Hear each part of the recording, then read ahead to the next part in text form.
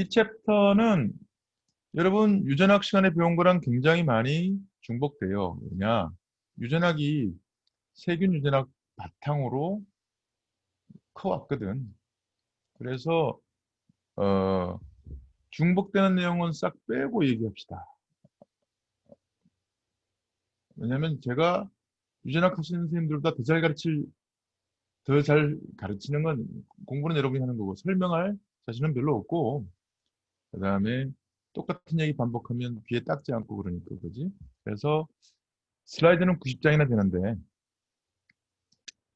가능한 한 빨리 정확하게 얘기하고 어, 1시간 반 내에 끝내도록 시간이 더 짧아질 것 같진 않아. 워낙 양이 많은 양이라 가지고. 이게 오늘이 고통스러운 날입니다, 본래. 3시간을 풀로 꽉 채워야 수업이 끝나요. 자, 세균의 대사와 유전학. 이제 세균을 우리가 얘기를 할 때 중요하게 생각하는 것 중에 하나가 뭐냐면 산소를 쓰느냐 안 쓰느냐. 이게 중요해. 왜 중요하냐면 병나는 위치가 이것 때문에 결정되거든. 우리 몸속에 보면 몸속에서 산소가 제일 많은 부분이 어디입니까? 피부지 뭐 사실은. 피부야 그지? 바깥에 있으니까.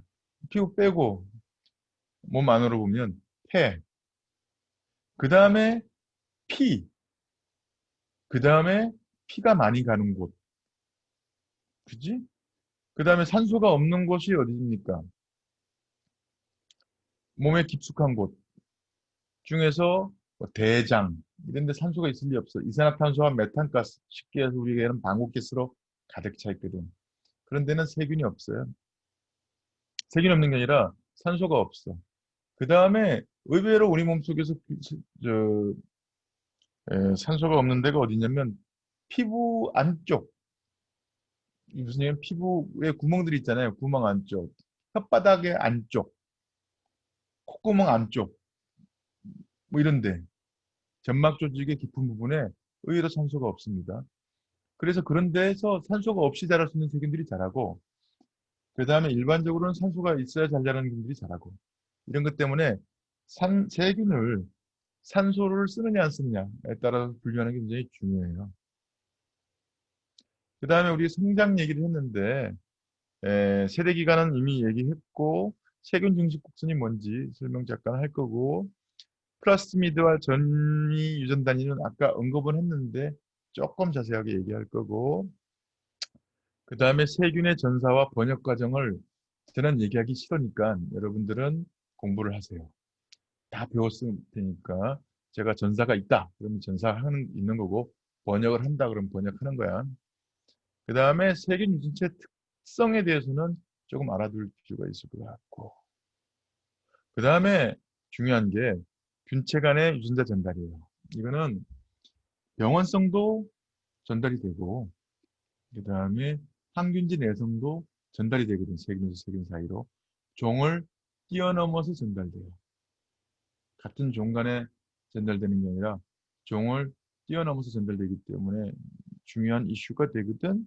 그래서 제가 볼 때 여기서 중요한 건 산소 유구도에 따라 분류할 줄 알면 좋겠고 균체 간의 유전자 전달이라는 기전 세 가지를 외웠으면 좋겠어. 라고 얘기했습니다. 그러면 어, 그래서 배울 건 되게 많은데 너무 많아. 근데 이미 이 중에 여러분들이 알고 있는 것들이 대부분이라 빨리 끝낼 수 있을 것 같아요. 그래서 대사부터 얘기를 해봅시다. 세균대사. 그 대사라는 게 뭐예요? 메타볼리즘이잖아요. 메타볼리즘은 두 가지 작용이야. 뭐를 합성하는 거. 그지? 작은 물질로부터 큰 물질을 합성하는 거.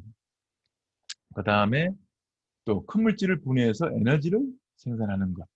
동화작용과 이화작용으로 나뉘어 있고, 생명체의 대사는 물을 배경으로 이루어지고, 그 다음에 그 물 속에서 효소, 엔자임이라는 게 있어서 효소가 그 어떤 화학작용을 촉매를 하고 담당을 하게 되잖아요. 그죠?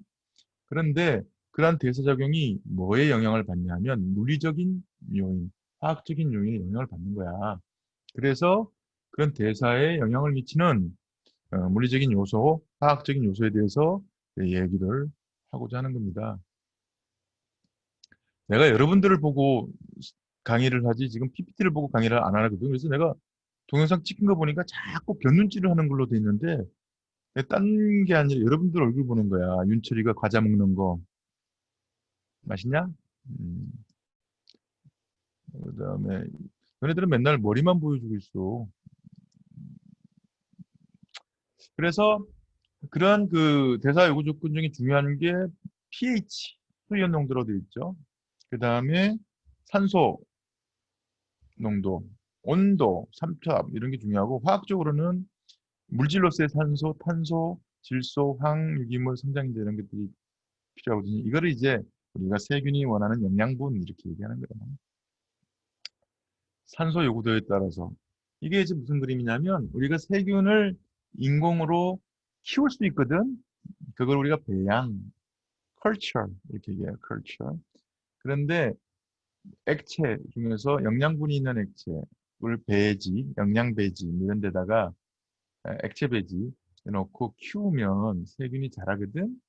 그런데 이런 시험관에다가 영양배지를 넣고 균을 심은 다음에 그걸 접종 이렇게 얘기하는데 뚜껑을 닫아. 근데 꽉 닫으면 안 되고 느슨하게 닫아서 먼지는 안 들어가고 다른 세균도 못 들어가고 안에 있는 세균도 못 나오게 하는 대신에 공기는 자유롭게 왔다리 갔다리 할 수 있도록 그런 상황에서 가만히 놓고 배양을 해. 정치 배양이라고 그러는데 그런 상태에서 균 자라는 걸 이렇게 보면 균이 요 깊은 데서는 못 자라고 위에서만 자라는 게 있다?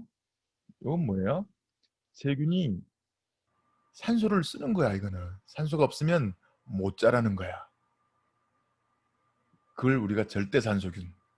이름 잘 붙였지?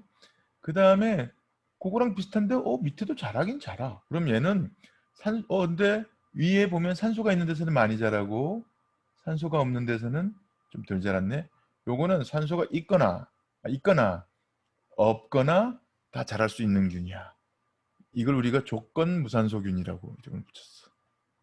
이름이 좀 이상하지? 조건 무산소균. 무조건이 아니라 조건 무산소균이야. 영어로는 facultative unearths 이런 말을 쓰는데 그런데 이 조건 무산소균도 보면 산소가 있으면 더 잘 자라. 요걸 또 파스테르 아저씨가 발견했네. 그래가지고 파스테르 효과라고 이름을 붙였어. 조건 무산소균은 산소가 있거나 없거나 다 잘 자랄 수 있는 균을 조건 무산소균이라고 하는데 그래도 산소가 있으면 더 잘 자라. 그런데 어떤 균은 보니까 밑에서는 자라는데 위에서는 못 자라. 아, 이 균은 산소가 있으면 못 자라는 균이구나. 알겠죠? 그래서 절대 무산소균이야. 그건 obligate unaerobes 이런 말을 쓰고 이거는 절대 산소균은 obligate aerobes 이런 말을 쓰고 그 다음에 마이크로 에어필릭이라서 저산소균이라고 그러는데 신경 쓰지 마세요. 이렇게 구분을 할 수가 있어. 산소 요구도에 따라. 그래서 절대산소균 obligate aerobes. 산소가 있어야 자라는 균이지. 계렉균이 대표적입니다. 이태리치로 써야 되는데 잘못했다 그지? 여러분들은 여기다 밑줄을 그어놔. 세균 이름이라고. 마이코박테리움 투버클로시스 이게 계렉균입니다. 밑줄을 쫙 그어놓으세요. 그 다음에 마이크로에어필 이런 게 있고 그 다음에 조건무산소균 facultative unearths 이거는 산소가 있거나 없거나 자랄 수 있는 균이야. 그런데 대부분의 세균이 여기 사실 들어가는데 그 중에 우리가 잘 아는 대장균 영어 이름이 뭐였지? 이시리키아 콜라이 이게 조건무산소균이었지. 그 다음에 산소가 있으면 난 살기 힘들어. 절대 무산소균이야. obligate unearths 여기에는 어떤 게 있냐면 파상풍균인데 클로스트리디움 테타니 파상풍균인데 여기도 밑줄 거나 세균 이름이니까 그 다음에 가스 궤조균 클로스트리디움 퍼프링겐스 이런 것들이 있어요. 그러다 보니까 클로스트리디움 맞네. 예, 우리 몸에서 병을 일으키는 균 중에 산소가 잘 없어야 자라는 균이 많지가 않아요. 그중에 클로스트리디움이 중환병을 많이 일으켜. 그렇게 되어 있습니다. 그래서 그럼 산소가 왜? 산소균은 전자전달계를 가지고 있고 그 전자 수용체로 산소를 사용해요. 말이 좀 어렵지, 그지? 그 전자전달계가 뭔지, 전자 수용체는 뭔지 알아야 돼. 이 과정에 과산화수소, 그 다음에 과산소 이런 것들이 발생한대. 이거는 독이야, 독. 그지? 그래서 이게 세포의 손상을 일으켜. DNA의 손상을 일으켜. 세균이 죽어. 그런데 산소균은 기본적으로 이러한 것들을 효소 체계를 가지고 있어서 이것들을 중화시킬 수가 있어. 그래서 카탈라제 또는 스프록사이드 디스미타제 이런 효소를 생산해서 이렇게 산소를 이용하는 과정 중에 생기는 독성 물질들을 제거할 수 있는 능력이 있어서 산소균이야. 얘네들이 산소를 이용해서 에너지를 생산하고 못 생산하고는 둘째 문제고 산소가 있는 상황에서 살 수 있는 게 산소균이야 사실은. 근데 이제 이게 왜 이렇게 됐다고 우리가 생각하냐면 왜 진화론적 입장에서 보면 옛날 원시대기는 CO2와 메탄가스 즉 방구가스로 가득 차 있었잖아. 거기서 균들이 자라고 있을 때는 산소를 걱정할 필요가 없었는데 아까 배운 것 중에 남조류라고 하는 그 광합성이 가능한 세균이 나타나면서 그 부작용으로 찌꺼기인 산소를 무지막지하게 생산하기 시작했어. 그래서 동물질인 산소가 쌓이면서 대량 멸종이 일어나기 시작했습니다. 그게 1차 대량 멸종이지. 그게 제 1차 대량 멸종이. 그래서 모든 균들이 죽었는데 산소가 닿지 않는 저 깊숙한 땅속이나 진흙 속이나 화산 분화구 옆이나 해저의 분화구 옆에 사는 균들이 살아남았어. 그게 뭐야? 아케박터, 고세균이야, 고세균.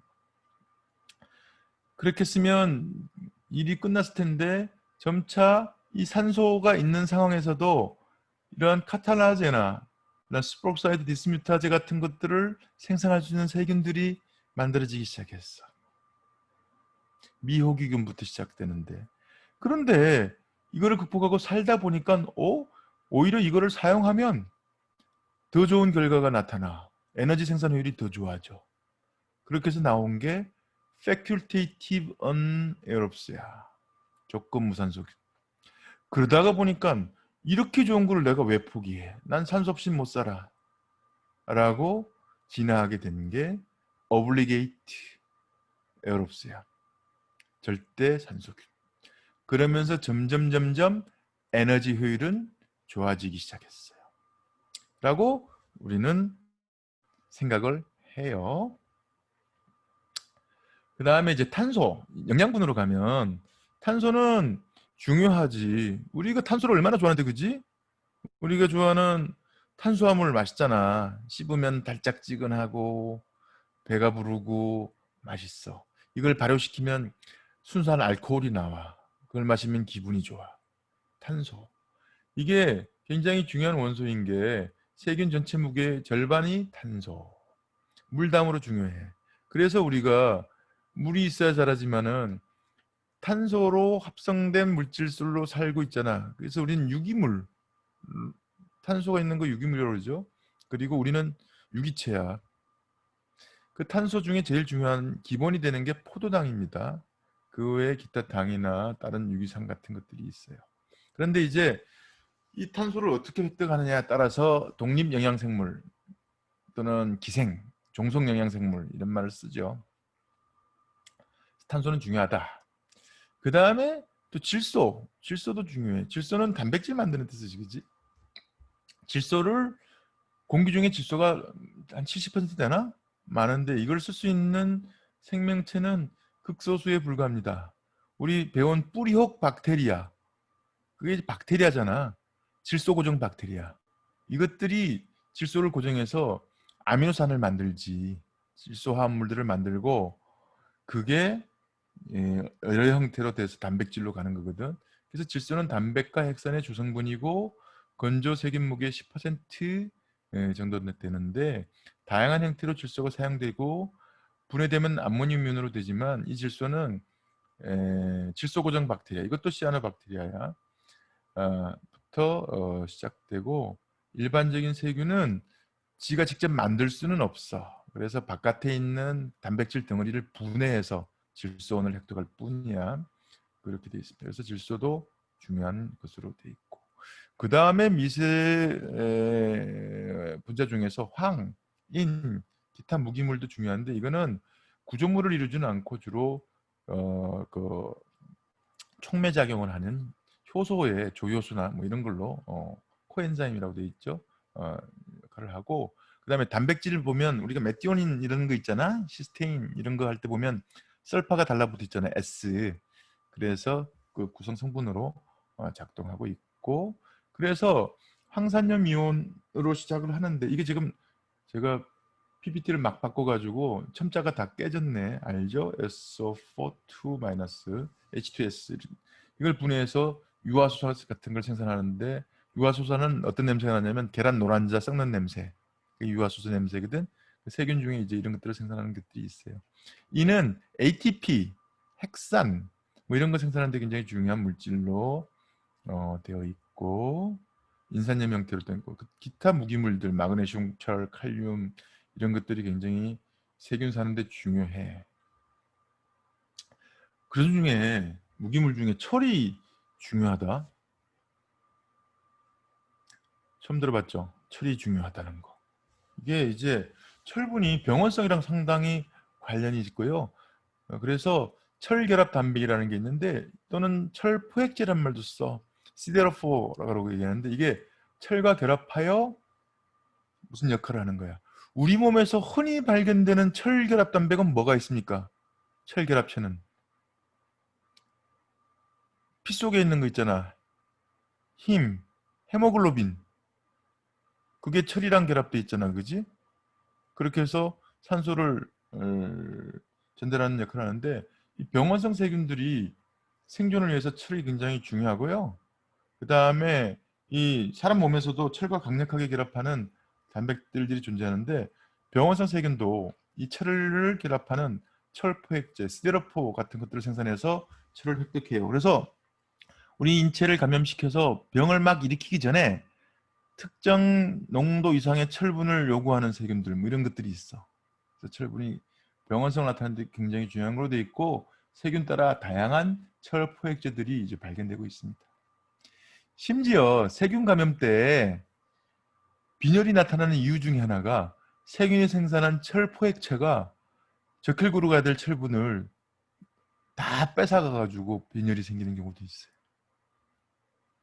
있어요. 네.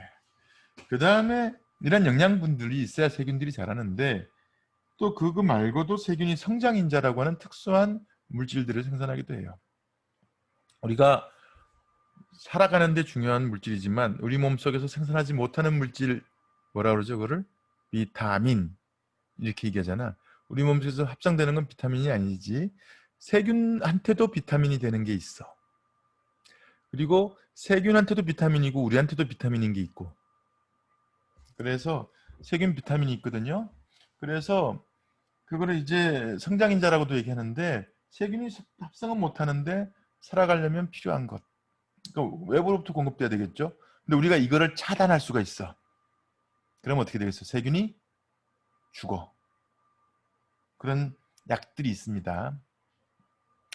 그래서 필요한 물질은 니아신, 타야민, 리보플라빈 이런 것들인데 그 다음에 이게 또 세균의 종이나 그 다음에 균주에 따라서 또 다양하게 요구성이 달라지거든요. 그래서 이걸 가지고 동정할 때도 사용하기도 하고 돌연변이 여부를 판단할 때도 쓰고 뭐 이런 식으로 씁니다.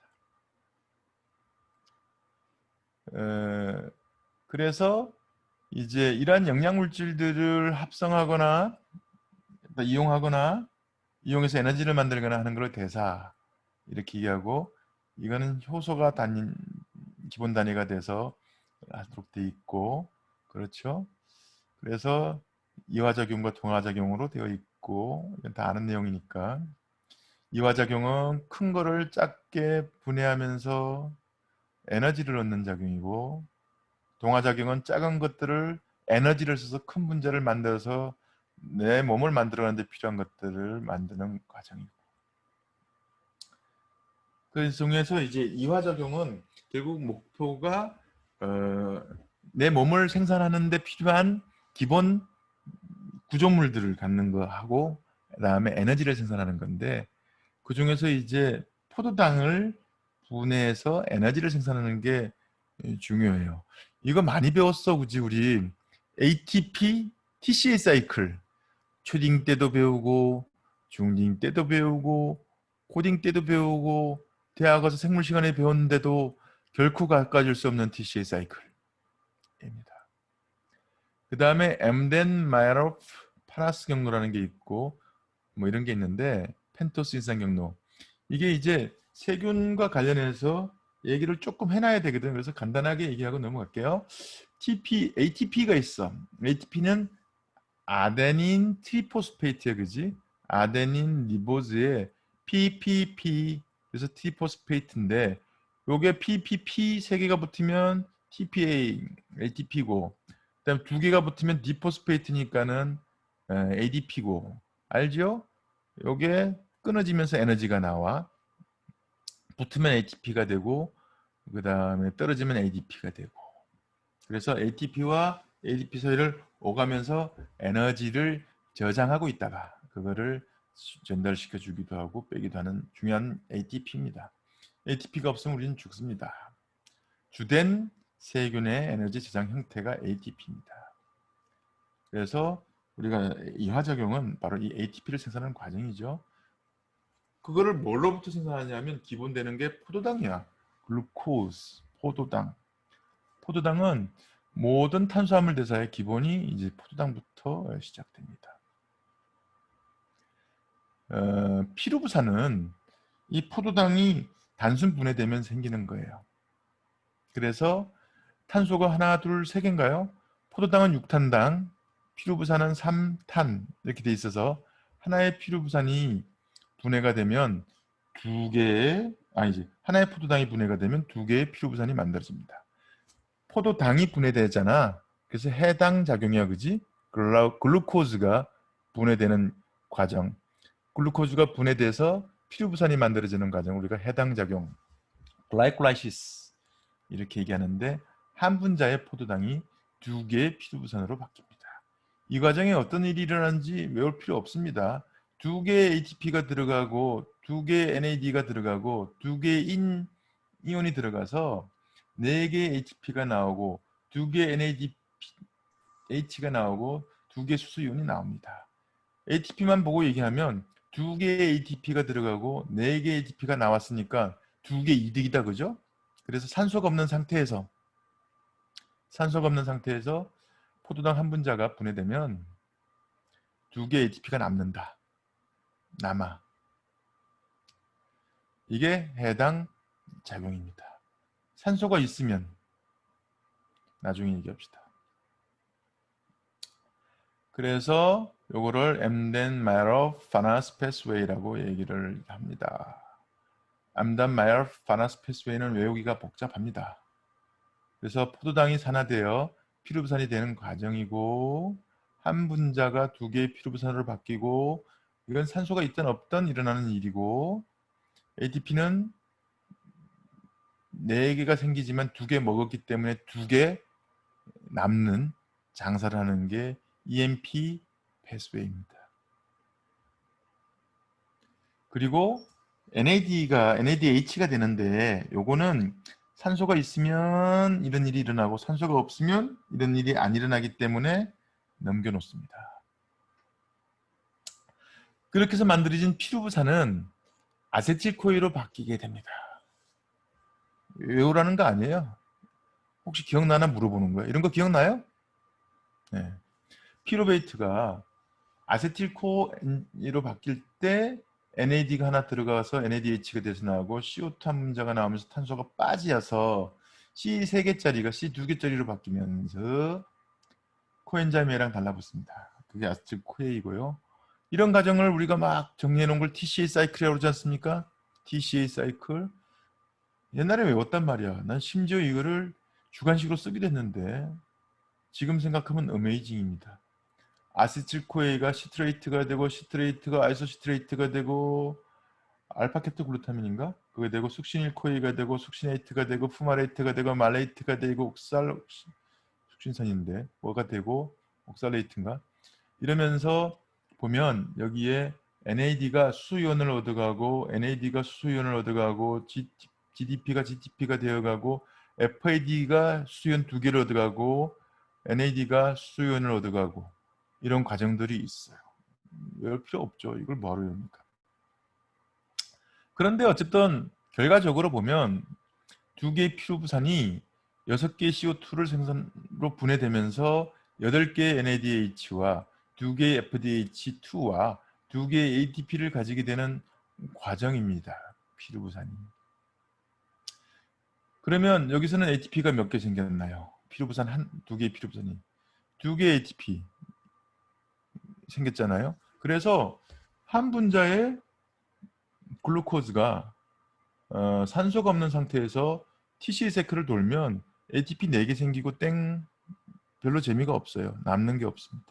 그런데 산소가 있으면 이 NADH하고 FADH2의 작용이 일어납니다. 그게 바로 전자전달계예요. 전자전달계. 전자전달계는 세균 세포에서는 어디에 있다고? 세포질 막에 있고, 그 다음에 사람 세포는 어디에 있어요? 미토콘드리아 막에 있잖아. 근데 이 전자전달계는 사이클이 복잡하게 있는데 그 중에 NADH하고 FADH2가 어디에 들어가냐에 따라서 바뀌는데 이 전자전달계가 돌아가려면 산소가 있어야 돼. 산소가 수소를 받아줘야 되고 그 다음에 여기서 ATP들이 만들어지는 시스템이죠. 그래서 이걸 우리가 일렉트론 트랜스포트 시스템 전자전달계라고 얘기하는데 산소가 있는 경우에 작동하는데 그 사이클에 어디에 들어가느냐에 따라서 NADH는 하나가 들어가면 ATP 3개가 생성되고 FADH2는 하나가 들어가면 2개 ATP가 생성되는데 생화학 교수님한테 여쭤보니까 이거 사기래. 이게 사기라네. 요새는 안 이렇대. 여러분은 어떻게 배웠어요? 이거는 몰수 계산을 해가지고 3대2라는 게 나온 건데 실제로는 안 그렇다는데 우리 관할이 아니라서 우리는 3대2라고 믿고 가기로 합니다. 그래서 NADH가 먼저 들어가서 3개, FAD는 다음에 들어가서 2개 이렇게 해서 효율을 가지고 ATP가 2개 때는 3개가 만들어진다고 합니다. 그래서 산소가 있는 조건에서 한 분자의 포도당이 완전 분해되면 EMPS에서 ATP 2개 만들어진 다음에 NADH 하나 만들어졌잖아. 이게 하나당 3개 ATP 만든다고 그랬으니까 전부 다 8개. TC 사이클에서는 8개 NADH하고 2개 FDH 만들어지고 2개 ATP가 만들어진다고 그랬으니까 3, 8이 24, 2는 4, 더하기 2 하니까 30개. 그래서 합이 38개가 만들어지는 거야. 그런데 산소가 없으면 4개만 만들어져. 아까 조건 무산소균 얘기했잖아요. 산소가 있거나 없거나 잘 자랄 수 있는데 에너지 대사 효율의 차이는 몇 배 차이가 나는 거예요. 4개 대 38이면. 그죠? 그래서 파스텔 효과가 나타나는 거야. 조건 무산소균은 세균이 있거나 없거나 자랄 수 있지만 세균이 있으면 더 잘 자라. 는 이유가 이런 겁니다. 이게 이제 산소의 사용 저거고 그런데 피루부산이 다 이렇게 TC 사이클로 들어가가지고 물과 이산화탄소와 그 다음에 ATP로 바뀌는 게 아닙니다. 세균에 따라서는요 피루부산을 다른 목적으로 쓰기도 하거든요. 그래서 그 성질을 우리가 이용합니다. 산소가 있으면 대부분 TC 사이클 통해서 대사가 되지만 산소가 없으면 산소 수용체, 그러니까 수소 수용체를 뭘로 쓰느냐 뭐 이런 걸로 바뀌는데 우리가 이거 이제 발효라고 이러죠. 발효. 그래서 발효가 일어나는데 무산소 환경에서는 발효가 일어나는데 말이 좀 이상하게 돼 있네. 피루부산에서 형성된 화합물 또는 발효산물은 그 어떤 종류의 발효를 하느냐에 따라서 이제 그 특징으로 남고 그걸 가지고 우리가 동정할 때 사용하기도 해요. 그래서 산소가 없으면 피루부산이 락틱 애시드, 젖산으로 바뀌기도 하고 프로피온산으로 바뀌기도 해요. 우리 몸속에서 발견되는 균 중에서 피루부산으로 젖산 만드는 균은 락토바실루스라고 해서 여성의 질 속에 사는 세균이 있거든요. 유산균이라고 보통 불러. 게 있고 피루부산으로 프로피온산 만드는 거는 여드름 만드는 세균이 있어요. 여드름 세균. 프로피오니박테리움 아크네스 이렇게 불리는데 여드름 만드는 세균이 있고 그 다음에 피루부산이 포름산, 포미게시드인데 이거는 개미산이라고 불려서 개미가 물 때 되게 아프잖아. 그 개미가 물면서 우리 몸속에 찔러넣는 산이 포미게시드야. 그 다음에 그게 이제 분해가 되면 CO2로 바뀌기도 하고 그 다음에 아세틸코일로 바뀐 다음에 이게 에탄올로 바뀌기도 하고 초산화로 바뀌기도 하고 기타 여러 가지 아세토아세틸에 대해서 다양한 발효 과정을 거쳐가게 됩니다. 1차 세계대전 때 화약 만들 때 그 화약을 TNT, 트리니트로 톨루엔으로 만들었거든. 톨루엔을 어디서 짰냐면 나무를 쪄서 짰어. 그래서 나무를 엄청 베가지고 그걸 삶아서 거기서 화학물질을 짰는데 세균 발효라는 게 만들어지면서 세균을 가지고 만들기 시작했단 말이에요.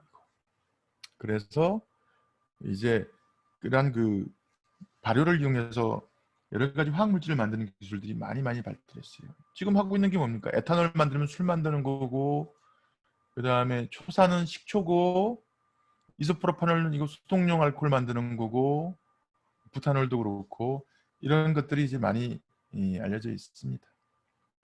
그래서 세균마다 다양한 최종 산물들을 만들어냅니다.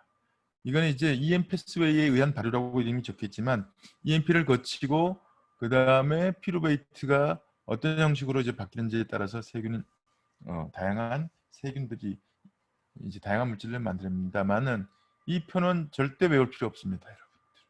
그냥 참고 혹시 시간이 나고 할 일이 정말 심심하면 한번 외워보세요. 이 표보다 더 복잡한 표도 있으니까. 그렇고요. 그래서 여기서 또 얘기하고 싶은 거는 뭐냐면 호흡과 발효예요. 호흡과 발효. 호흡과 발효. 산소가 있으면 호흡 이렇게 얘기하고요. 산소가 없는 경우는 호흡이라고 얘기하거나 또는 발효라고 얘기를 하는데 말이 좀 복잡하긴 한데 염 가지고 수소를 받아 먹으면 무산소 호흡 이렇게 얘기를 하고 그 다음에 유기화합물이 수소를 받아 먹으면 발효 이렇게 얘기합니다. 발효. 얘가 좀 복잡하긴 하죠. 그렇게 되어 있습니다. 체계가. 에너지 생산 효율은 어느 게 제일 높을까요? 호흡이 에너지 생산율이 제일 높아서 산소 호흡이 제일 에너지 생산 효율이 높고 그 다음에 무산소 호흡, 그다음 발효입니다. 그래서 세균이 발효, 무산소 호흡, 호흡 이런 걸로 에너지들을 생산하는데요. 그래서 다양한 방법들이 있어요. 그래서 우리가 호흡은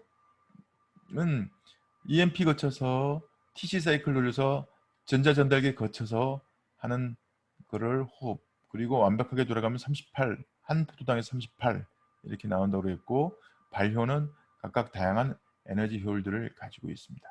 그 중에 또 발견된 게 하나가 뭐냐면 펜토스 포스페이트 패스웨이라고 돼 있는데 포도당이 이 헥소스키나즈에서 글루코스 6 포스페이트가 되고 이게 이제 리블로즈 5 포스페이트가 되고 리블로즈 5 뭐 이런 식으로 되는 그러니까 6탄당이 5탄당 됐다가 분해되는 과정이 있거든요.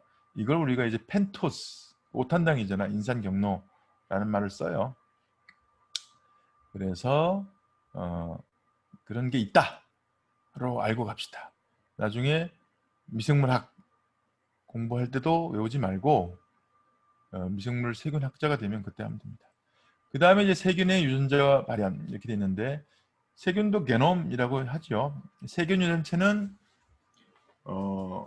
유전자들의 총 집합체를 게놈 이런 말을 쓰고, 이 세균은 자기 갖고 있는 유전자 외에 염색체 외의 유전 요소들이 있어요. 뭐가 있다고? 플라스미드. 그리고 이게 연구된 게 주로 대장균으로 연구가 됐거든. 그래서 주로 대장균 얘기를 하고 있는 겁니다. 이중가닥, 고리 모양의 한 개만 가지고 있는 길이가 약 5000kbase 페어에 쭉 피면 얼마쯤 된다고? 1mm가 넘는다고 그랬잖아요. 1.3mm 정도 된대. 그래서 하플로이드고, 돌연변이가 일어나면 그게 바로 유전돼. 염색체는 스퍼민 또는 스퍼미딘이라고 하는 물질에 둘러싸여 있는데, 이게 히스톤 비슷한 작용을 하고 있고요. 그 외에 플라스미드, 그다음 박테리오파지 같은 유전 물질에 의해서 이제 유전 정보를 또 별도로 가지고 있고 합니다. 유전자에 대해서는 여러분이 워낙 잘 알기 때문에 넘어가고요. 그 다음에 세균 유전자의 특징인 부분들이 있어서 그것들은 잠깐 얘기를 할까 합니다.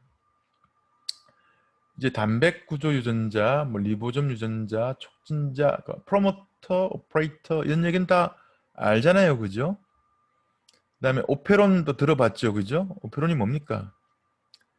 한 촉진자와 구조 유전, 한 촉진자 뒤에 한 개 이상의 구조 유전자가 있는 거예요, 그지? 우리가 이런 거 좋아하잖아, 자동으로 뭐 이런 거. 여러분 이제 유전학 시간에 배웠던 것 중에 락지 뭐 이런 거 배웠지? 락토즈를 분해하는 효소들이 몇 개가 한꺼번에 묶여 있다 이런 얘기 들어봤나요? 그게 사람한테서 발견된 게 아니라 어디서 발견된 거냐면 락토즈를 분해하는 세균에서 발견된 거잖아. 오페론이 그런 거야. 예를 들어 락토즈가 들어와서 이걸 분해해야 되는데 효소가 3개가 필요하잖아. 그러면 각각 발현시킬 게 아니라 한꺼번에 발현시키자. 이런 게 오페론 구조죠. 그런 걸 가지고 있다. 그래서 락G, 락Y, 락A 이런 것들이 하나의 프로모터에 의해서 다 발현되고 조절된다. 라는 게 세균의 특징이었어요. 저땅 대사에 필요한 모든 유전자가 한꺼번에 관여된다라는 거고요. 그 다음에 뭐 DNA는 우리가 알고 있는 DNA랑 구조가 똑같아요. 그런데 이제 차이가 있는 것 하나만 얘기하고 넘어갈게. 여기는 안 써놨을 것 같은데 DNA는 뭘로 돼 있지? AT, GC, ATGC. A는 T랑, T는 A랑, C는 G랑, G는 A랑 붙었다 떨어졌다 상보결합을 해. 그런데 그 한쪽 측서에서 보면 뭘로 연결돼 있지? 인으로 연결돼 있어. 인으로. 그죠? 그리고 이게 디포스페이트야. 그러게 DNA잖아요. 그런데 C하고 G가 인으로 연결된 거를 CPG라고 그래. 들어봤나요? 우리가 CG 이렇게 얘기하면 요건 줄 알잖아. 요건 줄 알고. 그래서 구분해서 CPG란 말을 써. CPG 들어봤지? CPG야. CPG. 이게 사람에서는 별로 없어. CG가. 세균한테서 있고 바이러스에서 발견돼. 그래서 우리 몸에 이런 CPG가 많이 몰려있는 지역은 잘 발견이 안 돼. 왜 그러냐면 그래서 우리 면역세포가 이거를 구분해요. 염기세포 중에서 한쪽 측서에서 CPG가 있으면 세균인가? 바이러스인가? 이렇게 생각합니다. 곰팡이인가? 그리고 사람은 CPG가 잘 없어. 우리가 염기세를 분석하면 그대로 있을 것 같은데 의외로 CPG가 별로 없습니다. 나중에 하나 찾아가지고 해봐. CPG가 없다는 게 무슨 얘기인지 알겠죠? 이게 없다는 게 아니고 이런 시퀀스가 별로 없다는 거야. 놀랍지 않습니까? 그리고 그런 DNA가 전사와 번역됩니다. 잘 알잖아요. 통과. 난 잘 모르니까 통과. 그 대신에 여기 보면 이제 RNA 폴리머라즈가 뭐 해서 통과. 그래서 번역되고요. 트랜스퍼 RNA가 가고 뭐 이런 얘기들 하잖아. 그런데 이러한 유전자가 전사 번역되는 과정이 발현 조절이 되는데 이게 이제 세균이 굉장히 효율적으로 움직이는 것들이거든요. 그래서 환경 변화에 신속하게 반응하도록 구성되어 있습니다. 그래서 필요에 따라 관련 효소 유전자를 발현 또는 억제하도록 되어 있어서 조절을 잘 하고 있어요. 그래서 예를 들면 세포 내 뭐 사이클릭 AMP 같은 게 농도가 증가하면은 이게 이제 포도당이 뭐 농도가 적다 이러면서 다른 유전자들이 발현되고 뭐 이런 메커니즘들이 있는데 얘기를 안 하려고 그러고 요것만 정족수 감지 코오룸 센싱이라는 게 있는데 이게 이제 콜레라균에서 나오는 건데 신기해서 얘기하는 거야. 예를 들면 이제 콜레라균은 적은 수만 들어와도 감염을 일으켜요. 그리고는 소장 점막에 들러붙어서 증식을 해. 그런데 독소 생산을 안 해. 그리고는 영양물질을 가지고 분열 증식하기 시작해.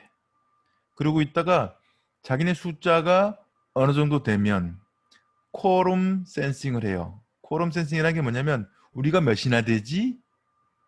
이거를 지들끼리 파악을 해서 일정 수가 넘어가면 그때부터 콜레라 독소를 생산하기 시작해. 그러면 어떤 일이 벌어지냐면 콜레라 독소 때문에 설사가 쫙 되는 거야. 설사를 하면 어떤 일이 벌어져요? 증식했던 콜레라균이 장으로 쭉 빠져나가기 시작해. 그래서 자연계로 나간 다음에 다른 사람들을 감염시킬 수가 있어.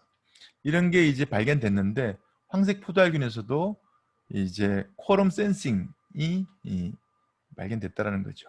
그래서 이건 무슨 얘기냐면 세균들이 어떤 영양물질이 안에 많이 있고 적고만 센싱하는 게 아니라 바깥쪽에 있는 물질들도 센싱을 해가지고 자기 대사 발현 조절을 한다라는 거야.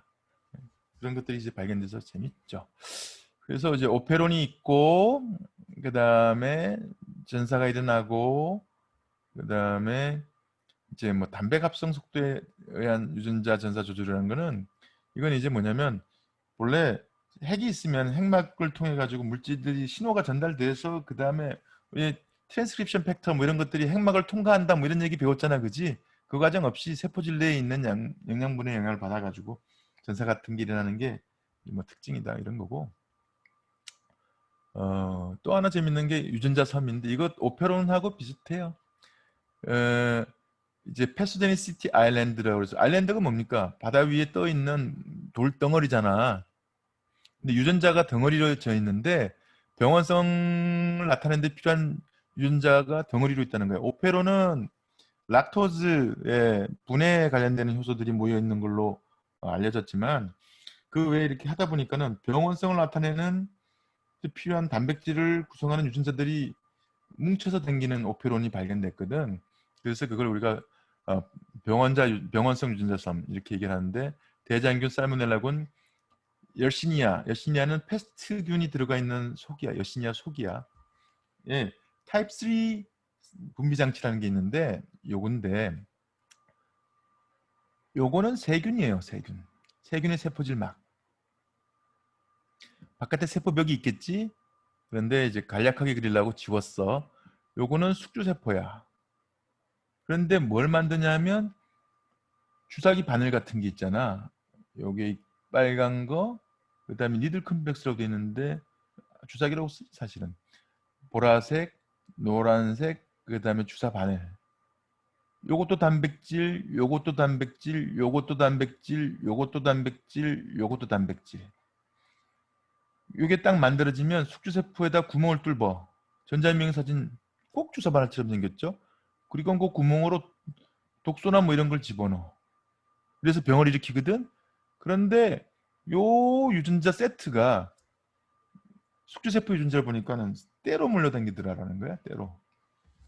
그래서 유전자섬이라는 얘기를 하는데 오페론의 일종이더라. 그러니까 대사 효소에, 그러니까 대사에만 관여하는 게 아니라 병원성에도 이런 오페론이 관여하더라라고 알아주면 좋겠고, 그 다음에 전사 조절은 이거 정말로 여러분들 배웠어요. 왜 배웠냐면 이거를 해야 유전학이 시작되기 때문에. 그래서 나는 이건 중복되니까 여러분들 알 거라고 생각하고. 오리씨 들어봤죠, 그죠? 들어봤죠? 오리지널 오브 크로모즘 리플리케이션 들어봤어야 돼. 뭐냐면 생화학 배울 때 첫 시간에 배우는 내용들이거든. 내가 예전에 생화학 강의를 했었어. DNA 강의를. 그래서 그게 이제 오리씨에서 포크, 리플리케이션 포크가 만들어지면 양쪽 방향으로 복제가 되고 뭐 그다음에 합성이 되고 이런 얘기 들어봤죠. 이거는 이제 유전자의 복제 과정인데 반보존적 복제가 일어나. 세미 컨서베이티브 리플리케이션. 이것도 들어봤나요? 얘들 다 어디 갔냐? 머리들밖에 안 보여. 전부 다 형광등들이 공부하고 있네. 그래서 DNA 한 가닥이 주형이 돼서 나머지 반이 합성되는 게 반보존적 복제야. 그래서 세균은 하나가 둘 될 때 하나는 한쪽 엄마로부터 한쪽, 다른 것도 아빠로부터 한쪽 이렇게 받아 유전자를 받아서 보존된다라는 게 반보존적 복제고요. 뒤에 그 다음에 복제 과정에 비틀림이 발생한다. 이건 뭐냐면 고리가 두 가닥이라서 각각의 고리를 주형으로 복제가 된다고 그랬잖아. 그러다 보니까 복제되고 난 다음에 고리가 각자 이렇게 두 개로 빠져나오는 게 아니라 두 고리가 서로 연결이 돼 버려. 그래가지고 복제된 두 유전자가 각자 있지 못하고 고리처럼 연결이 되거든요. 이렇게 해서는 분열이 안 일어나니까 이제 니라제 또는 토포이소메라제라는 게 그 유전자의 위치를 바꿔주는, 책의 위치를 바꿔주는 요소인데, 그 중에 가이라제라는 게 꼬임을 풀어서 붙여주는 역할을 하는 걸로 작동을 시켜서 복제된 두 유전자를 풀어주는 역할. 그림 있나? 하는데 이거를 못하게 만드는 항생제가 퀴놀론이라는 항생제가 있거든. 그래서 그게 작용하면 세균이 세포 분열을 못해. 그렇게 해서 죽게 되는 그런 역할들을 합니다. 그래서 세미컨서베이티브 리플리케이션이라는 거는 이렇게 해서 이제 리플리케이션 포크가 만들어지고 오리씨에서 리플리케이션 포크가 만들어지고 양쪽 방향으로 복제가 될 때 여기가 이제 한쪽 주형으로 나머지 반이 복제가 되다 보니까 한쪽씩은 남잖아요. 그래서 반 보존적 복제고, 그 다음에 이렇게 해서 반 보존적 복제가 일어날 때 고리 모양이기 때문에 필수적으로 두 개가 꼬이게 되고, 그 꼬이는 거를 풀어주는 게 가이라제, 기라제라는 거야. 그래서 세포 분열은 그런 식으로 해서 일어나게 되고, DNA가 먼저 복제되고 기라제에서 풀리고 난 다음에 세포질막에 함입이 일어나서 한 세포가 두 세포로 나뉘는 이분법에 의해서 세포 분열이 일어납니다. 이렇게 해서 하나가 둘 되는 식으로 이분법으로 성장하는 거를 시간별로 세균 수를 재가지고 그래프로 그려놓은 게 세균 증식 곡선이고요. 세균 증식 곡선은 신선한 영양분이 공급되는 한 세균이 기하급수적으로 자라나지만 어느 정도 시간이 지나면 영양분이 고갈되고 노폐물이 쌓이고 이러다 보니까는 더 이상 못 자라게 되거든. 그래서 전형적인 곡선을 그리게 되는데, 곡선 나와라. 이 곡선이요. 어느 거나 다 자연계에서 나타나는 곡선의 모양은 이런 S자 곡선의 이런 패턴을 나타내요. 처음에 딱 가면 여러분 친구 사귀는 법이랑 똑같아. 대학에 왔지? 처음엔 얌전한 척 가만히 있어. 망을 봐. 그걸 보고 유독이라고 그래. leg face. 그리고 딱 보니까는 이제 간을 보는 거지. 그리고는 내가 좀 버틸만 한데? 그리고는 준비를 해. 그리고는 시간이 되면 친구들을 막 사귀면서, 야, 넌 어디서 왔니? 난 어디서 왔어? 우리 밥이나 한잔 할까? 뭐 이래가면서 하다가 갑자기 시들해져. 그리고 졸업하든지 뭐 이렇게 이런 전형적인 코스를 겪는데, 4개로 자릅니다. 보통 요렇게 아이고 뭐 이렇게 잘라서 1, 2, 3, 4 이렇게 잘라서 유도기, 대수증식기, 제자리 성장기, 감퇴기. 세포가 언제가 제일 클까? 세균은 세균 수를 가지고 성장한다고 얘기하지만 대체로 보면 약간 세포 수가 커지고 작아지긴 해요. 언제가 제일 크겠어요? 분열하기 바로 직전에. 그러면 세균 세포가 언제가 제일 클까? 유도기에 제일 커. 유도기에는 막 분열하기 직전이거든. 그리고는 분열을 막 시작하면 2배씩 늘기 때문에 대수정식기, 익스포넨셜 페이지 들어가. 항생제가 쓰면 가장 잘 감수성 있게 세균이 잘 죽을 때가 언제일까? 대수증식기야. 그치? 왜? 뭐든지 막 받아 먹으니까. 그러면 제자리 성장기로 들어가. 이때 세균의 새롭게 만들어지는 세균의 수와 죽는 세균의 수 중에 어느 게 더 많을까? 같아. 새롭게 만들어지는 세균 수랑 죽는 세균 수가 같아. 그러니까는 숫자가 더 안 늘지. 그러다가 더 이상 안 되면 이제 죽기 시작해. 어디서 이런 걸 볼 수 있을까? 여러분이 집 앞에 던져놓은 우유곽. 우유는 세균이 살아있어요. 유산균들이 살아있거든. 밀폐된 상태라서 세균수가 적을 때 출하가 되잖아. 근데 여러분들이 이제 까먹고 집에 놓고 안 갖고 왔잖아. 그러면 그 우유곽 속에서 세균들이 막 자라기 시작해. 그리고는 제자리 성장기를 거쳐서 쇠퇴하기 시작하거든. 그리고 발효가 일어나서 뭐 치즈가 만들어지든지 이러면서 세균수가 줄거든. 그래서 자연계에서 이런 현상은 잘 안 일어나. 우리 몸에서는 어디서 볼 수 있을까? 고름집. 고름집. 고름집은 막힌 세상이야. 그래서 고름집이 생성되면 면역세포들이 주위를 막아버려. 세균들이 더 이상 자라지 못하도록. 영양분급도 더 안 시켜주고. 그러다 보니까 어떤 일이 벌어졌냐면 세균이 막 자라다가 더 이상 안 자라는 상태로 돼. 이러니 아까 얘기한 것처럼 제자리 성장기가 되거든. 항생제를 써도 항생제를 잘 먹지 않고 죽지 않아. 그러면 어떤 일이 벌어지냐면 병이 유지가 돼. 어떻게 해야 돼 그러면? 짜줘야 돼. 그래서 고름의 치료 원칙은 배농. 그러면 신선한 피가 섞여 들어가면서 세균이 자라지만 이때 뭘 합니까? 항균제나 이런 걸 넣어주면 잘 죽지요.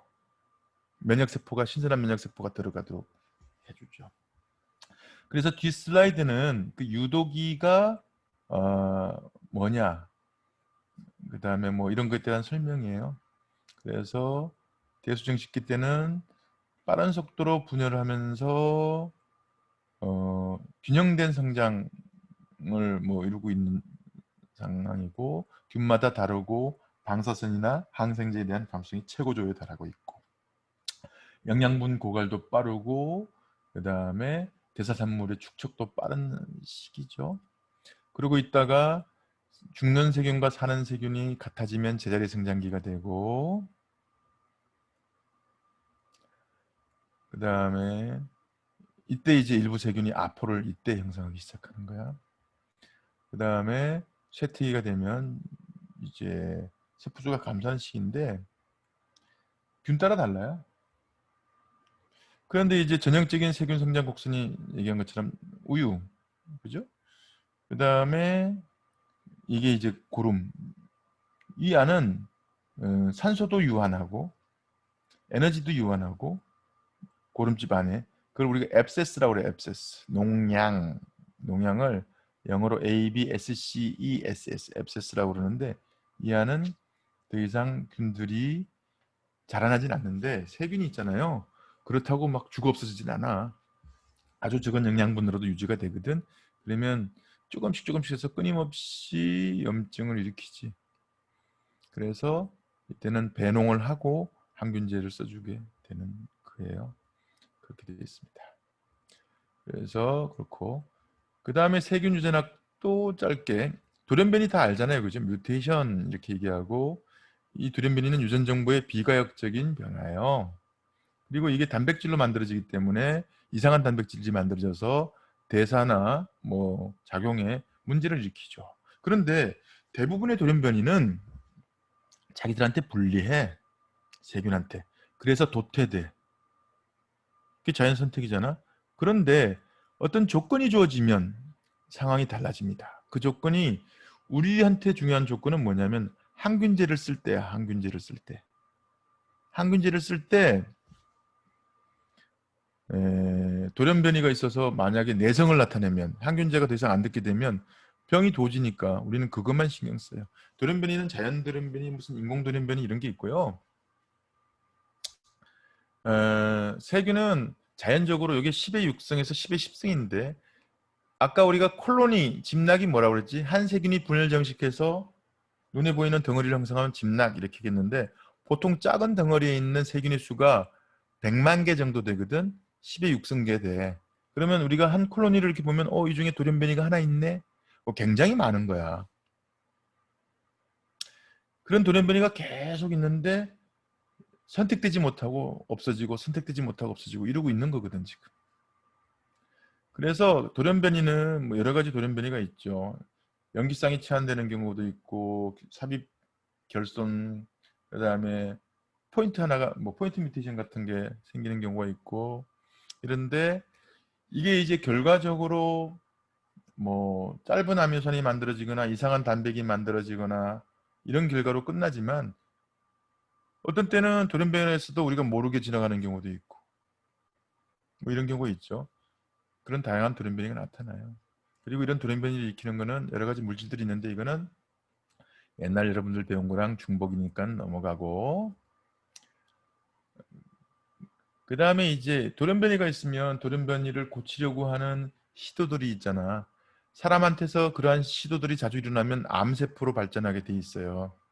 돌연변이 그 DNA 손상이 오고 그 손상을 고치는데 잘못 고치면 이제 암이 생길 수가 있거든. 그래서 손상이 안 일어나게 하는 게 중요한 거야. 그런데 세균도 DNA 수성 기전들을 일부 가지고 있거든요. 그래서 잘못된 돌연변이 뭐 이런 것들이 생길 수가 있고 그게 돌연변이가 되는 기전이야. 공통이라서 다 통과. 그래서 이런 돌연변이가 생겼다. 그리고 그 돌연변이가 때로는 유용해. 때로는 가치가 있어. 이런 걸 가지고 있는데 그 돌연변이를 세균이 자기만 가지고 있는 게 아니라 세균끼리 서로 주고받을 수 있어요. 주고받을 수 있어. 그게 이제 세균의 유전자 교환인데 그래서 병원성 세균들이 그 병원성과 관련이 있는 것 또는 항균제 내성 유전자를 주고받아. 근데 그 교환을 어떻게 하냐면 박테리오파지라고 하는 바이러스를 이용해서 또는 플라스미드를 이용해서 또는 전이민자지만 그냥 자기 DNA를 이용해서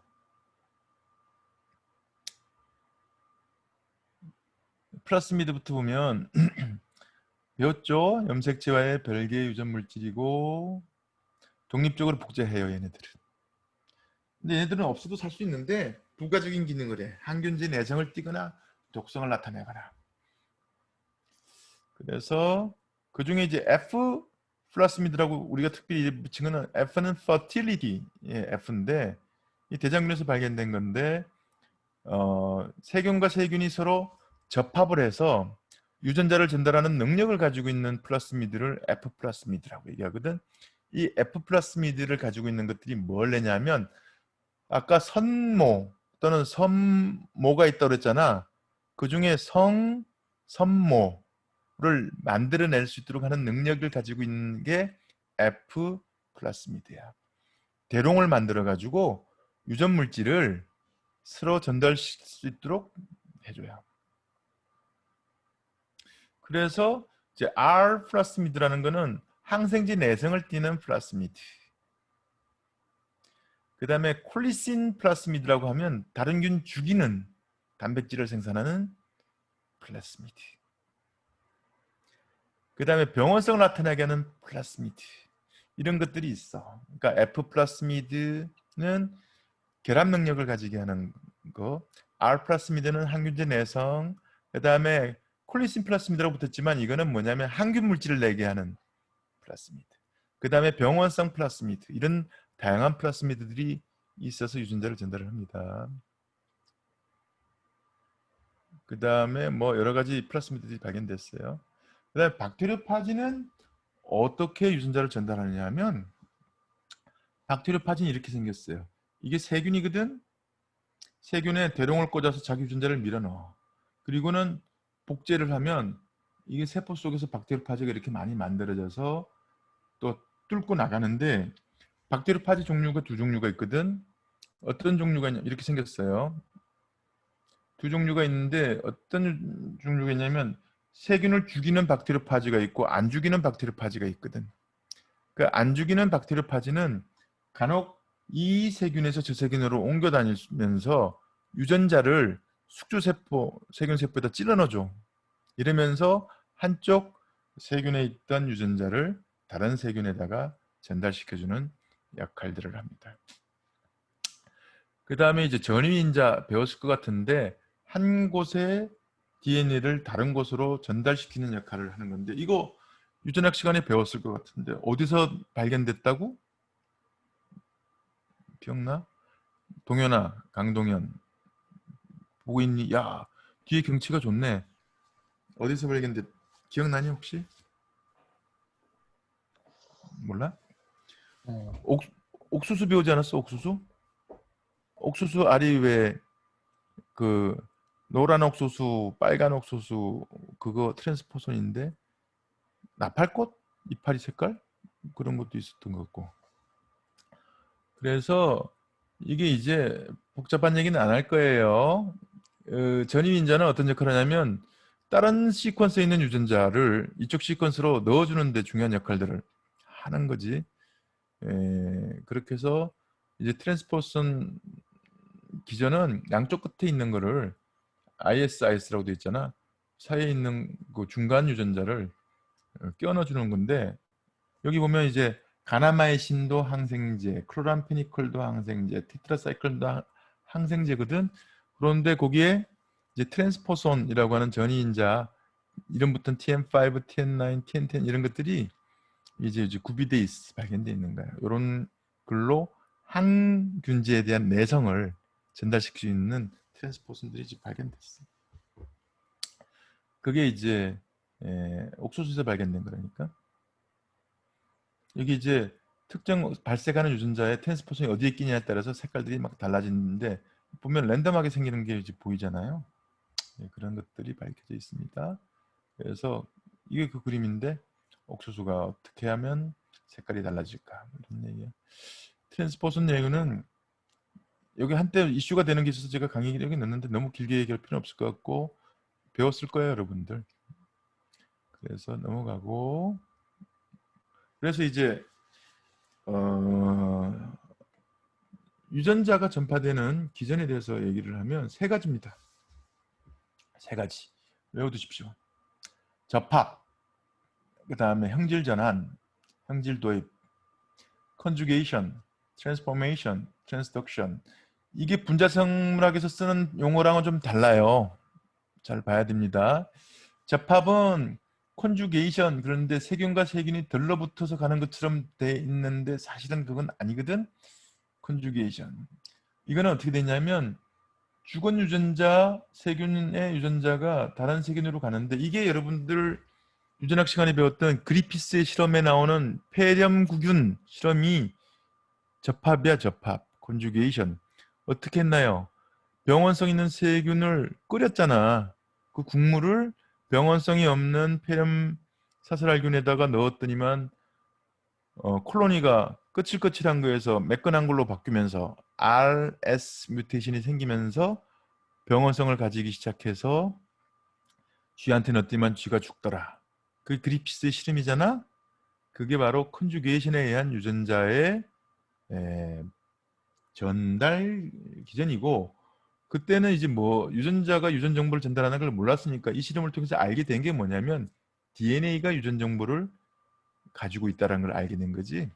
그게 컨주게이션. 이게 세균에서 일어나고 있다. 그 다음에 이제 형질 전환, 트랜스포메이션. 이거는 박테리오파지가 유전자 일부를 끄집어다가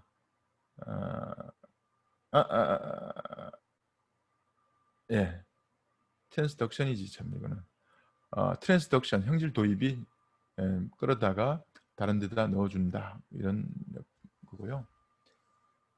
미안, 지금 헷갈려서 지금 얘기하고 있어. 컨주게이션은 플라스미드에 의한 거고, 형질 전환이 그립스 실험이야. 형질 전환이. 왜 형질 전환이라고 이름이 붙었냐면 RS 트랜스포메이션이 일어났었기 때문에 생겼던 것들이야. 그죠? 나 지금 혼자 도취돼가지고 지금 얘기하다 보니까 이렇게 됐네. 형질 전환이 네이키드 DNA가 들어가서 형질이 바뀐 게 트랜스포메이션이에요. 순서 바꿔놓고 해야지 안 헷갈리겠다. 그 다음에 이제 컨주게이션은 아까 얘기한 것처럼 F 플라스미드가 만들어져 가지고 대롱을 만들고 플라스미드를 전달시켜 주는 게 컨주게이션이고, 그 다음에 트랜스덕션, 형질 도입은 파지가 유전자 일부를 끄집어내다가 다른 세균에다가 집어넣어 주는 게 형질 전환입니다. 트랜스덕션입니다. 헷갈려. 그래서 형질 전환, 형질 도입, 접합을 이렇게 다시 한 그림 났는데, 형질 전환은 아까 그립스 실험처럼 유전자 일부를 자기가 먹어가지고 자기 형질이 바뀌는 최초로 발견된 그 페노타입이 변화되는 그 트랜스포메이션이죠. 그거를 발견했던 거에 형질 전환이고, 네이키드 DNA에서 생기는 것이고, 그 다음에 트랜스덕션은 박테리오 파지에 의해서 생기는 것이고, 그 다음에 F 플라스미드가 덕트를 만들고 그걸 통해 가지고 유전자가 전달되는 과정을 우리 콘주게이션 접합이라고 얘기를 합니다. 그런데 이런 식으로 들어간 유전자들이 숙지세포에 끼어 들어가는데 트랜스포손이 종합적으로 작용들을 합니다. 트랜스포손이 종합적으로 작용을 하도록 되어 있습니다. 라고 얘기를 합시다. 그리피스의 실험이 바로 이제 형질 전환, 트랜스포메이션의 전형적인 얘기였고요. 그래서 이제 우리가 콜로니를 이 폐렴 구균이거든요. 폐렴 사슬알균이라고 불리는데, 그거를 배양을 하면 집락이 형성되는데, 현막이 있는 집락은 매끈해서 S라고 이름을 붙였어. 스무스. 그런데 현막이 없는 것은 R이라고 이름을 붙였어. R. 캡슐이 없는 것은. 그래서 러프, R이죠. 이거는 병원성이 없어요. 쥐가 막아내.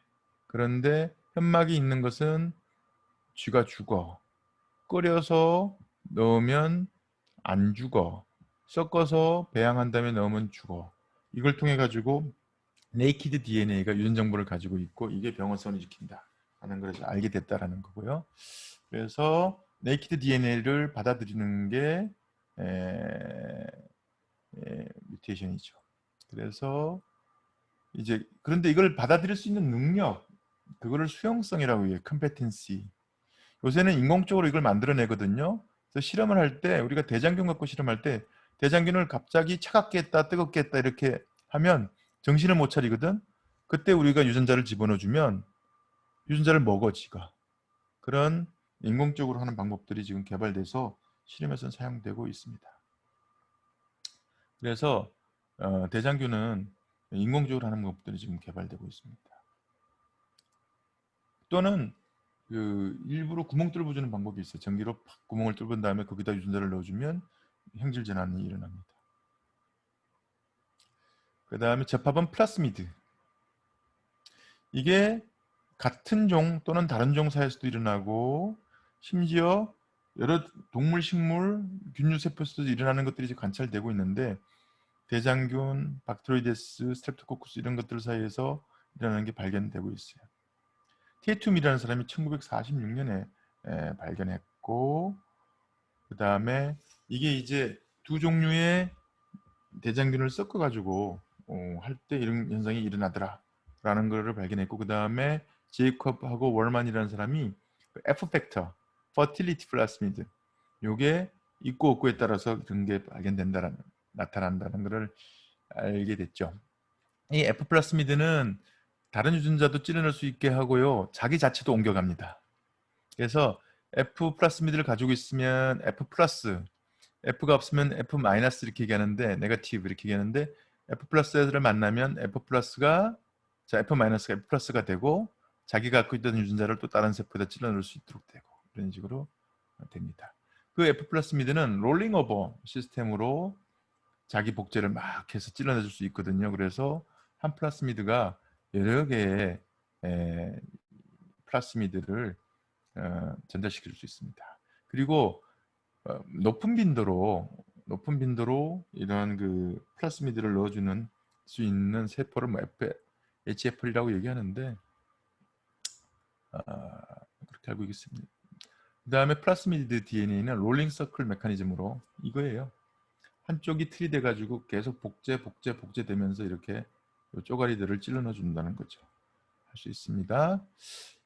그래서 컨주게이션이라는 게 바로 F 플라스미드를 가지고 있는 것들이 이렇게 대롱을 만들고 유전자를 찔러주고 다른 유전자들도 같이 찔러줄 수 있도록 그렇게 되어 있다. 이건 그렇게 F 플라스미드에서 필라멘트를 성선모, 섹스플라이를 만들고 있는 것들이고요. Plasmids carry genes that code for antibiotic resistance. During conjugation, plasmids can be rapidly exchanged between bacteria through pili, which allow the exchange of genetic material. 뭐 간단한 그림이지만 그렇게 되고 있습니다.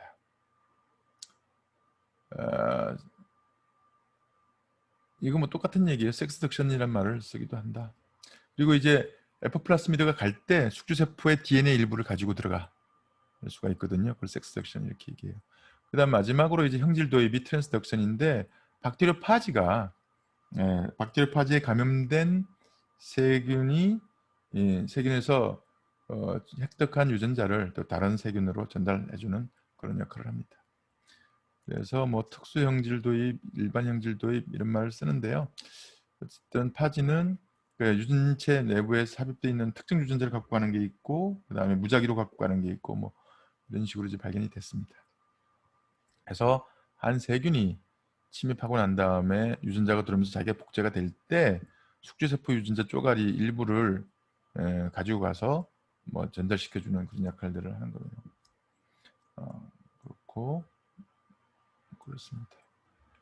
그 다음에 이제 뭐 재조합이라는 거는 유전자가 들어간다고 해서 숙주세포에 껴들어간 게 아니잖아요. 그래서 본래 자기 있던 자리에서 딴 자리로 옮겨가는 거를 이제 재조합이라고 얘기하는데, 같은 자리로 가면 뭐 상동 재조합, 그 다음에 완전히 관계가 없는 데로 들어가면 비상동 재조합 이렇게 얘기하는데, 그런 현상들이 일어나서 숙주세포 내에 유전자들이 끼어 들어가게 되고, 숙주세포가 분열 정식할 때 그 딸 세포들로에게까지 이런 유전자가 전달된다 라는 얘기들입니다. 그래서 이제 실내를 하나 얘기를 들어보고 얘기를 정리를 하도록 합시다. VRSA라는 게 뭐냐면 방코마이신에 저항성 있는 황색 포도알균이에요. 그걸 우리가 약자로 VRSA 이렇게 얘기하거든요. 그러니까 방코마이신은 뭐냐?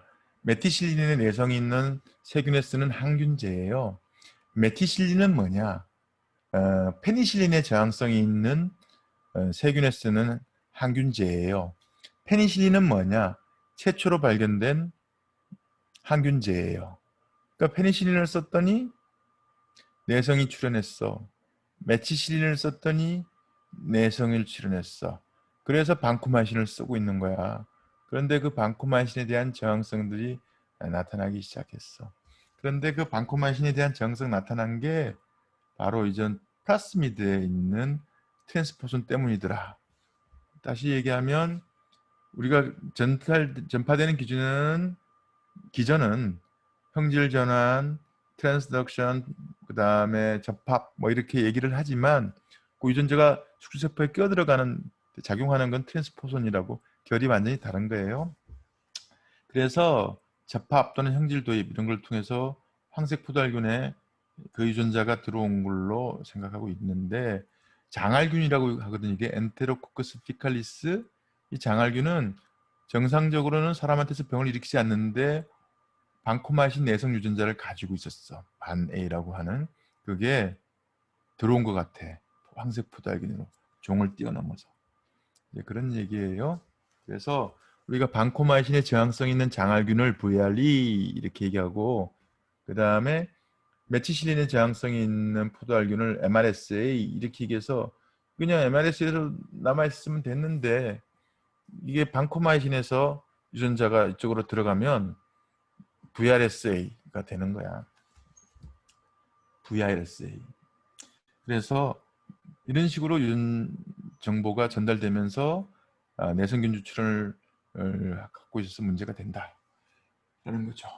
이제 시간이 지금 몇 시야? 끝내야지. 유전과학 얘기는 유전학에서 많이 배웠어요, 그죠?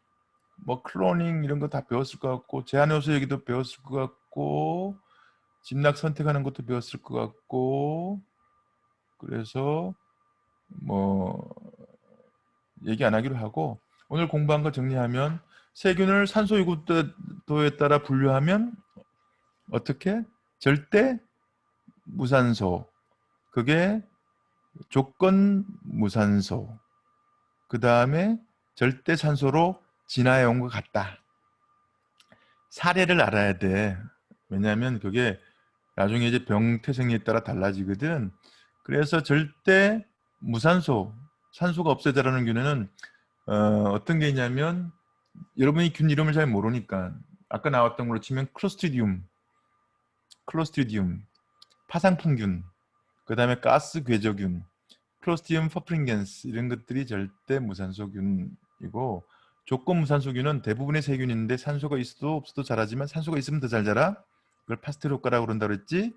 그 중에 대표적인 게 무슨 대장균, 그 다음에 금방 나왔던 포도알균 이런 것들이 조건 무산소균이고, 그 다음에 이제 절대산소균이라고 있거든. 절대산소균은 산소가 있어야만 자라는 균인데, 아까 나왔던 거는 뭐가 있었냐면 결핵균인 마이코박테리움 투버클로시스 이런 균이 있었고, 또 농농균이라고 있어. 농농균 쇼도모나스 에로지노자. 나중에 다 자기도 모르게 알게 될 거예요.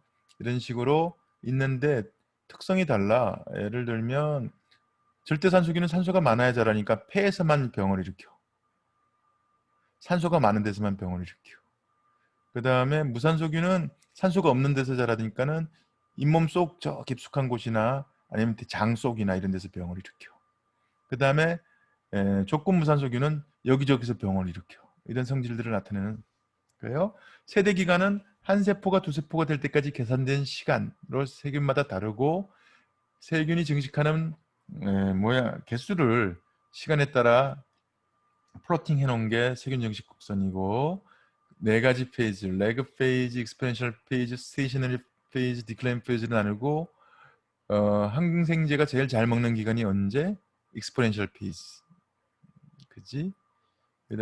그렇고, 그다음 플라스미드는 유전체에서 발견되는 염색체 외의 유전자고, 그 다음에 전이 유전 단위는 구조물이야. 그냥 플라스미드도 전이 유전 단위를 가질 수 있고, 그 다음에 네이키드 DNA도 전이 유전 단위를 가질 수가 있고, 박테리오 파지에 낑겨든 유전자도 전이 유전 단위를 가질 수가 있는데, 전이 유전 단위가 있으면 한쪽에 있는 유전자가 다른 쪽으로 전달되기 쉽죠. 그죠?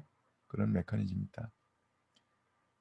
세균의 전사와 번역 과정은 잘 알 것 같기 때문에 별로 얘기를 안 할 거고, 세균 유전체 특성 중에 뭐가 있었죠? 오페론 있었지, 그지? 오페론이 있어서 대사 관여하는 그 락토즈 대사에 관여하는 오페론이 있었고, 그다음에 유전자 섬에서 뭐 제3형 이제 분비 시스템 이렇게 해서 독소나 소화효소를 찔러넣어주는 이런 것들이 무리지어 다녀 조폭처럼. 그리고 동일한 프로모터의 영향을 받는 그런 게 이제 오페론 가지고 있다는 게 있었고, 또 특성이 뭐가 있었을까?